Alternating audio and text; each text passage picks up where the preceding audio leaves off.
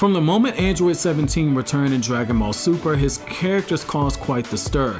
In the anime, he was powerful enough that he forced Goku to go Super Saiyan Blue. One of the producers for Dragon Ball Super's anime ranked 17's powerful as comparable to that of Mystic Gohan, who we all know was able to keep up with Goku in their sparring match. In the Dragon Ball Super manga recently, 17 isn't as powerful as he is in the anime. Instead of pushing Goku to a Super Saiyan Blue form, Cyborg number 17 pushes Goku to go Super Saiyan 3, which would put him at the level that's stronger than the future Trunks who returned in the previous arc. This brings up the question, is Android 17 too powerful? I plan to look at that in this video. Before going any further, I want to address something that's come up in past videos. When I call Android 17 Cyborg 17, I'm doing so because that's his proper name.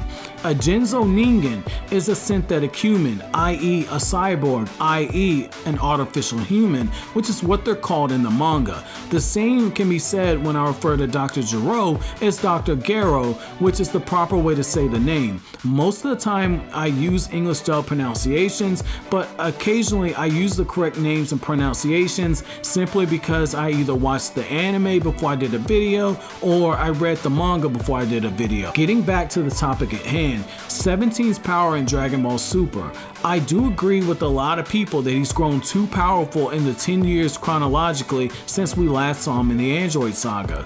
He went from being significantly stronger than Super Saiyan Vegeta, Trunks, and Goku to being at a level that puts him on par with God level fighters, since Goku's base in this portion of the series rivals that of God tier characters. Going with the weakest version of 17, the manga version where he fights Goku at Super Saiyan 3, which is a 400 times boost to his base, 17 would easily defeat God tier characters like Zamasu, who Goku fought in episode 52 of Dragon Ball Super. Going with the anime version, he's one of the 5 strongest fighters for Universe 7. When we look at the information that's given to us about the cyborgs, we know that Dr. Gero's enhancements made them significantly more powerful than they would have been as humans, and Toriyama said that because they are indeed humans and they have enhancements, that they can grow stronger with training. 17 being at the level that he isn't as crazy as we might assume.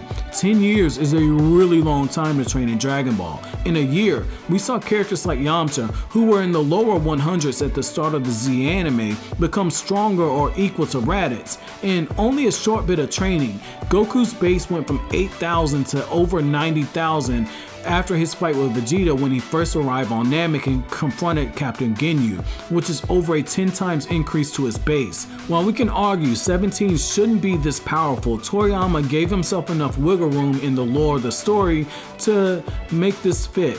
It would be a much better storytelling element if we saw 17 work to increase his power, but let's not forget that this is a series that has a long-running history of making characters stronger without any real explanation or simply for the sake of plot. So what did you guys think about this? Are you still upset about 17 being so powerful?